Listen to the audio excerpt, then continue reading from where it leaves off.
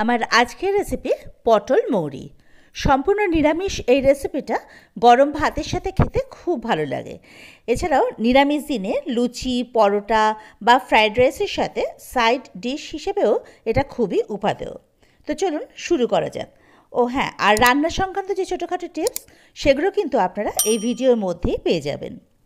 তো এই পটল মৌরি করার জন্য আমি 500 গ্রাম পটল নিয়েছি, যেটা আমি খোসা ছাড়িয়ে খুব ভালো করে ধুয়ে রেখেছি। আমি খোসাগুলো অল্প অল্প করে রেখে ছাড়িয়েছি, কারণ পুরো খোসা ছাড়িয়ে নিলে রান্নার সময় পটলটা একেবারে নরম হয়ে যায়, খেতে ভালো লাগে না। আপনারা চাইলে পটলের খোসা না ছাড়িয়ে গাটা ভালোভাবে আঁচড়ে নিয়ে ধুয়ে নিতে পারেন। আর পটলের দুটো দিক আমি এভাবে করে একটু করে চিড়ে রেখে দিয়েছি। এতে করে নুন, মিষ্টি বা অন্যান্য মশলাগুলো পটলের মধ্যে খুব ভালোভাবে ঢুকে যায়। এছাড়া এমনিতেও গোটা পটল যদি তেলে ভাজতে হয় তাহলে দুটো দিক একটু চিড়ে নিতে হয়, না হলে তেলে গিয়ে পটল ফেটে গায়ে চলে আসার সম্ভাবনা থাকে। এবারে এই পটলগুলোতে আমি 1 টিস্পুন মতো নুন আর 1 টিস্পুন হলুদ দিয়ে ভালো করে মাখিয়ে নিয়েছি। ভালো করে মাখা হয়ে গেছে পটল। এবারে ওভেনে কড়াই বসিয়ে দিলাম আমি, তাতে দিয়ে দিলাম 4 টেবিলস্পুন মতো সাদা তেল। পটল আমি সবসময় সাদা তেলেই ভাজি, না হলে সর্ষের তেলে ভাজলে অনেক সময় তেলটা কালো হয়ে যায়, তখন ঝোলের রঙটাও বা কোনো গ্রেভির রঙটাও কালো হয়ে যায়, কালচে টাইপের হয়ে যায়। তাই আমি সাদা তেলে সবসময় পটল ভাজাটা প্রেফার করি। তো তেল যখন গরম হয়ে যাবে তখন ফ্লেমটাকে মিডিয়াম টু লোতে করে আমি ওই নুন হলুদ মাখিয়ে রাখা পটলগুলো দিয়ে দেব। ভালো করে নাড়াচাড়া করে ঢাকা দিয়ে দিয়ে পটলগুলোকে আমি ভেজে নেব মিনিট 5-7 ধরে। ওটা ভাজা হোক, ততক্ষণে মশলাটা তৈরি করে নিই। আমি একটা বাটিতে নিয়ে নিলাম 2 টিস্পুন মতো মৌরি গুঁড়ো, 1 টিস্পুন হলুদ গুঁড়ো, হাফ টিস্পুনেরও কম শুকনো লঙ্কার গুঁড়ো, আর রঙের জন্য কাশ্মীরি লঙ্কার গুঁড়ো 1 টিস্পুন, আর আদা বাটা নিলাম হাফ টিস্পুন। এবার একটু জল দিয়ে এটা গুলে ভালোভাবে মশলাগুলো মিশিয়ে রেখে দেবো। আমি মৌরিটাকে শুকনো খোলায় একটু ভেজে গুঁড়ো করে রেখেছি, ভীষণ বেশি করে ভাজিনি কিন্তু। এবারে আরেকটা বাটিতে আমি একটা নারকেলের আর্ধেকটা মিক্সিতে ভালো করে মিহি করে পেস্ট করে নিয়েছি, তার মধ্যে একটু গরম জল মিশিয়ে রেখে দিলাম নারকেলের দুধ বার করার জন্য। আপনারা নারকেলের দুধ না খেতে চাইলে মিল্ক পাউডার দিয়েও এটা করতে পারেন। তার জন্য 1 কাপ জলে, উষ্ণ গরম জলে 4 টেবিলস্পুন মতো মিল্ক পাউডার গুলে নেবেন। আর ফোড়নের জন্য নিয়েছি আমি একটা তেজপাতা, একটা গোটা শুকনো লঙ্কা, হাফ চামচ জিরে, 3টে লবঙ্গ, একটা ছোট দারচিনির টুকরো আর 3টে ছোটো এলাচ। ছোটো এলাচগুলো কিন্তু আমি ফাটিয়ে নিয়েছি, না হলে তেলে দিলে ছিটে আসবে গায়ে। তো যাই হোক, এদিকে পটল আমার ভাজা হয়ে গেছে। মিনিট 7 ধরে এই পটলটা দেখুন লাল করে ভেজে নিয়েছি। এভাবে ঢাকা দিয়ে দিয়ে ভাজলে পটলটা একটু নরমও হয়ে যায় আর ভাজাটাও খুব সুন্দর হয়। তো পটল ভাজা হয়ে গেছে, এবার এগুলো তুলে নেওয়ার পালা। এবারে কড়াইতে যে বাকি তেলটুকু রইল তার মধ্যে দিয়ে দেবো আমি ফোড়নে ওই তেজপাতা, শুকনো লঙ্কা আর গোটা গরম মশলা। একটু ভালোভাবে নাড়াচাড়া করে ফোড়নে যখন সুন্দর গন্ধটা বেরোবে ফ্লেমটা কিন্তু মিডিয়াম টু লোতে করে দেব। এবারে ওই যে পেস্ট বানিয়ে রেখেছিলাম মশলা, সেটা এর মধ্যে দিয়ে দেবো। ফ্লেমটা মিডিয়াম টু লোতে রেখে মশলাটা খুব ভালোভাবে আমি কষিয়ে নেব।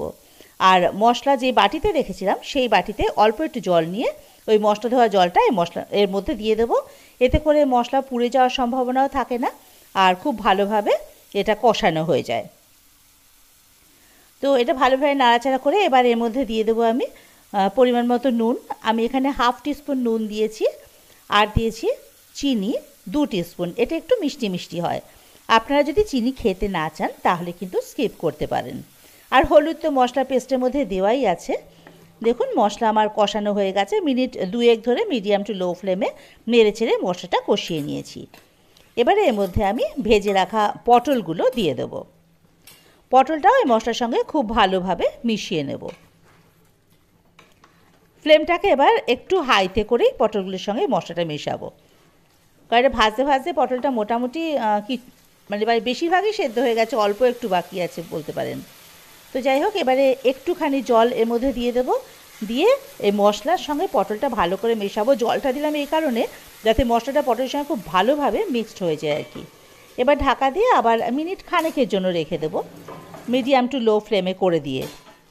দেখুন ঢাকাটা খুলে এলাম, কি সুন্দর তেল বেরিয়ে গেছে আর মশলাটা একদম মাখা মাখা হয়ে গেছে পটলের সঙ্গে। খুব ভালোভাবে মশলা কষানো হয়ে যায় এভাবে। এবারে মিডিয়াম ফ্লেমটাকে আবার একটু বাড়িয়ে দেব। এবারে এর মধ্যে দিয়ে দেব ওই যে নারকেলের দুধ যেটা তৈরি করে রেখেছিলাম, সেই নারকেলের দুধটা এর মধ্যে দিয়ে দেব। ভালোভাবে নাড়াচাড়া করে মিশিয়ে দেব। এখন কিন্তু ফ্লেমটা হাইতেই রাখবো। এবার এটা ফুটে ওঠার জন্য অপেক্ষা করব। হ্যাঁ, ঝোলটা দেখুন আমার ফুটে গেছে। এই সময় দেখে নেব নুন মিষ্টি ঠিক আছে কি না। আমরা তো একটু মিষ্টি বেশি খাই, তাই আমার মিষ্টি একটু কম হয়েছে, আমি আরও হাফ টিস্পুন মিষ্টি দিয়েছি এতে। তো এবার দিলাম গরম মশলার পাউডার 1 টিস্পুন আর 2টো কাঁচা লঙ্কা, আর দিলাম 1 টিস্পুন ঘি। কাঁচা লঙ্কাটা এই সময় দিলে না কাঁচা লঙ্কার গন্ধটা খুব সুন্দর আসে গ্রেভিটার মধ্যে। তো এবারে ওপর থেকে আমি কিছুটা কোরানো নারকেল ছড়িয়ে দেব। ভালোভাবে আবার মিশিয়ে দেবো এটা সব কিছু একসঙ্গে নিয়ে। এবারে ফ্লেমটাকে অফ করে ঢাকা দিয়ে স্ট্যান্ডিং টাইমে রেখে দেবো মিনিট খানেকের জন্য। মিনিট খানেক পর ঢাকাটা খুলে নিলে রেডি আমাদের পটল মৌরি। এবার এটা সার্ভিং ট্রেতে নামিয়ে নেওয়া পালা। খুব ভালো লাগে এটা খেতে, জানেন তো। নিরামিষ দিনে তো ভীষণই ভালোভাবে যাবে এটা ভাতের সঙ্গে, বা লুচি, পরোটা বা ফ্রাইড রাইস যাই বলুন না কেন, কারণ সম্পূর্ণ নিরামিষের রেসিপিটা। আপনারা বাড়িতে অবশ্যই এটা তৈরি করে দেখে খেয়ে আমাকে জানাবেন যে কেমন লাগলো আপনাদের এই পটল মৌরি রেসিপিটা। আর অবশ্যই আমার চ্যানেলটাকে কিন্তু সাবস্ক্রাইব করে দেবেন। বেল আইকনটা কিন্তু প্রেস করতে ভুলবেন না, যাতে করে ফার্দার নোটিফিকেশনটা আপনারা খুব সহজেই পেয়ে যেতে পারেন।